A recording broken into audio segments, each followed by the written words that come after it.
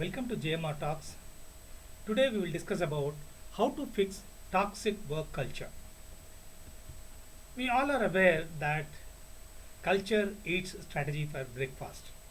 That's a famous statement made by father of modern management Peter Drucker. But we are also aware that if you don't have a strategy, you miss your breakfast. You have your strategy, but you miss its execution, you miss your lunch. But if you miss your culture, not only you will miss your breakfast and lunch, but as well as what you call dinner. In fact, in several research studies, it has been found that healthy culture is one among the top three, such as strategy, innovation, brand, etc. 80% of the what you call CEOs, they have acknowledged that their organization culture is not healthy. Now, what do we mean by toxic work culture? How it what looks like? In a toxic work culture, the environment is plagued by fighting, drama, unethical practices. Now, one might be wondering as to why do these things matter? They matter because all these impact the productivity and the well-being of the what employees. We all know that given the equal accessibility, affordability, and availability of all other factors, it is a talented human resource which only could provide the cutting edge for the organizations to prosper and survive. That's fine.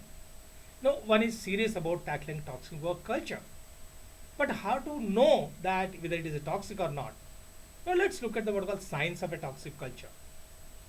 You have little or no enthusiasm at all. People just come mechanically and you live. It's like swiping the card at 9:30 and once again swiping the card back at 5:30. Then fear of failure.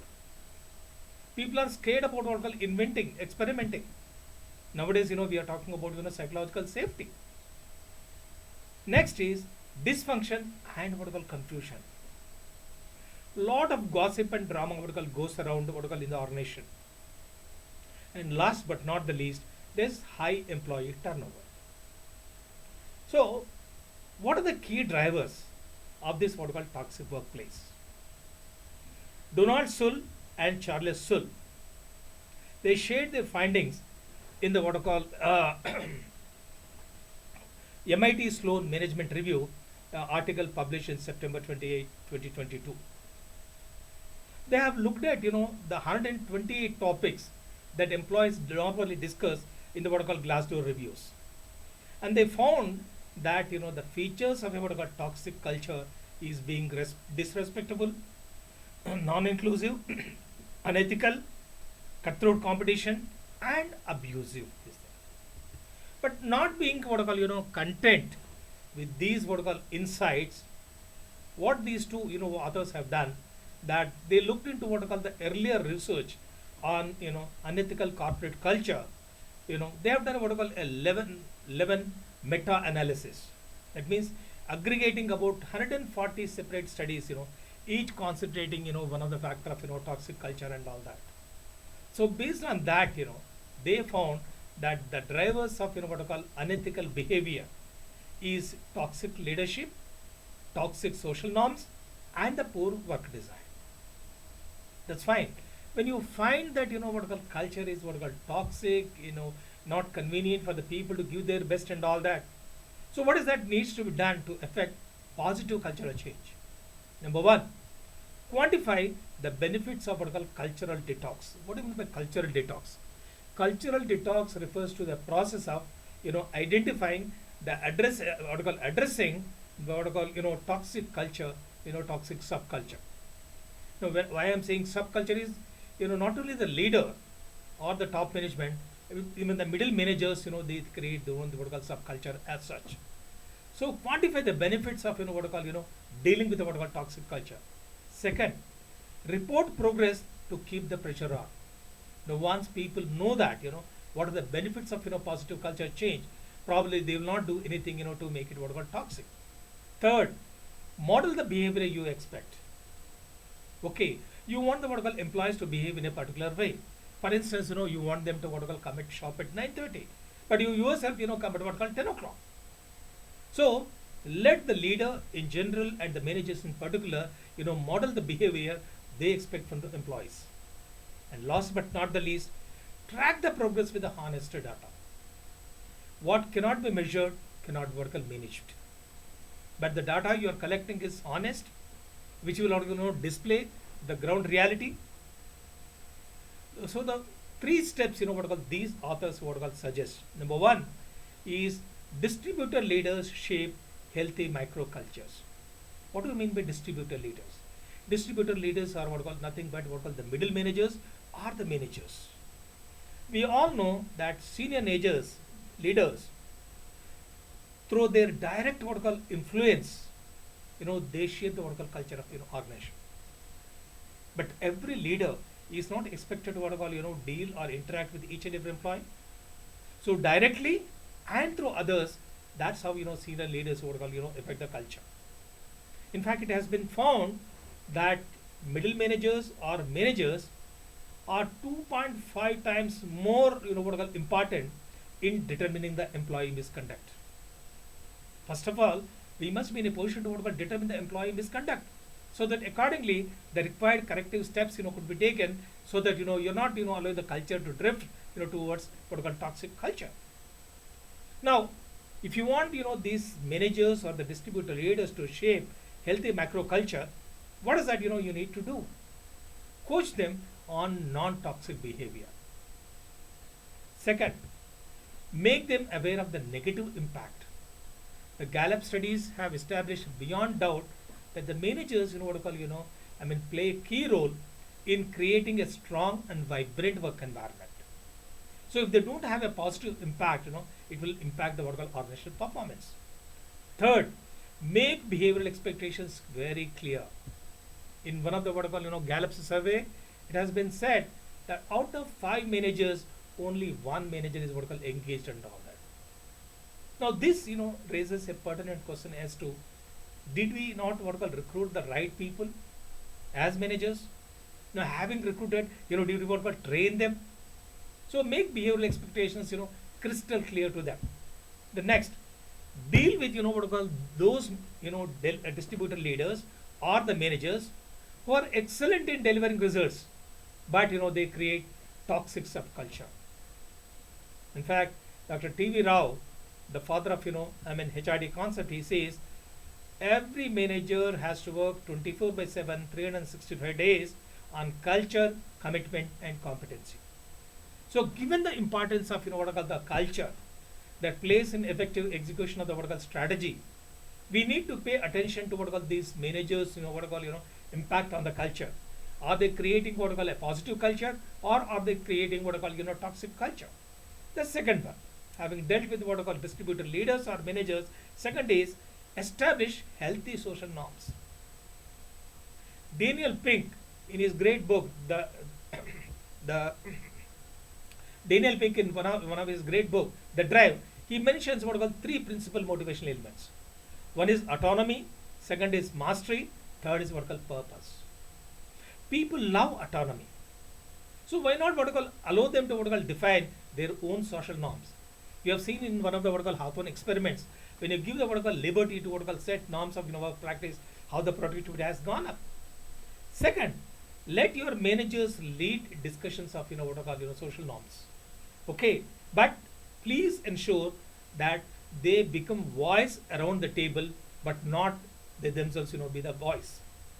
Third, collect credible data on the subculture. That means the cultures being created by the managers in their verticals, in their departments, and the vertical leaders. Fine. Now, if you want the voice of employees should be converted into actionable insights, what is that organization has to do? Mine powerful insights that you can get from the text responses. Every organization, every company they conduct a lot of employee engagement survey, employee satisfaction surveys, and all that. But many organizations fail to take action, and these reports and these survey reports etc. gather dust. So look into that. Second, check in on a regular basis. Human beings, we know that they are a complex machine. They have their own aspirations. They have their own ideas. So are we trying to what you call check and get the key insights of into their human behavior so that accordingly we can what you call manage themselves. Third, benchmark against competitors and peers. But when I say this, I also say that observe, adopt, and what you call improve. Don't be what you call content with what you call observing what is good in others and what you call implementing, but focus on improving.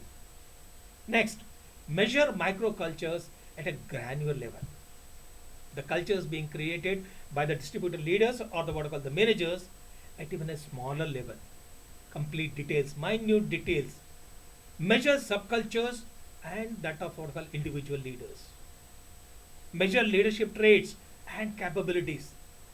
Like I was mentioning about Gallup's, what I call, only one manager being, engaged out of what I call five. So, do the people, have those what I call, leadership traits? Are they capable? Next, it is safe to provide useful feedback. Many what I call employees, they have some excellent ideas. As it is said, sometimes even an ordinary employees, come up with what I call extraordinary what I call ideas. But are you ensuring it? Are you making it sure that employees can safely provide useful feedback? When I am talking about this, I am reminded about the employees' feedback received by Maruti Suzuki in one of the year, whereby by implementing the suggestions of the employees, and the company has saved about 220 crores. Take action based on the what I call employee feedback. Ascertaining the feedback is one thing, and acting on the feedback is what I call another thing. What is the point in what I call taking the feedback if you are not serious about what I call acting on that? The third, so first we have dealt with what I call the distributed what I call leaders, and the what I call second about what I call establishing healthy social norms, and the third one is what I call redesigning work to reduce stress. Workplace where people spend their active life. So are we what I call providing that kind of environment which will not result in what I call stress? So a couple of suggestions here for the author share. Number one, reduce nuisance work. The work which does not give any sort kind of satisfaction or what I call happiness. Clarify job descriptions and responsibilities. This is where what I call communication, what I call plays a key role. Are we creating value, communicating value, delivering value? Now, unless until we clearly what I call explain them what is expected of them, they will not be able to do so.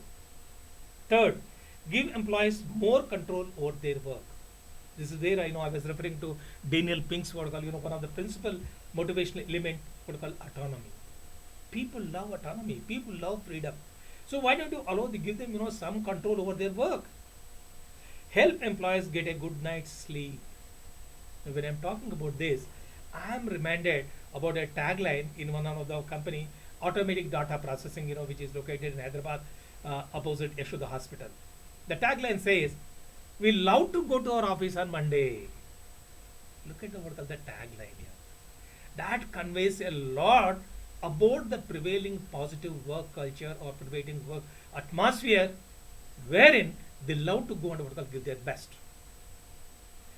Given the equal accessibility, affordability, availability of all other factors, the talented human resource plays a key role. So, it is the responsibility of the leader in general and managers in particular to ensure that culture doesn't get digress, transformed into toxic culture. They should continuously monitor and take care and ensure that toxic culture doesn't persist and subsist. Thank you.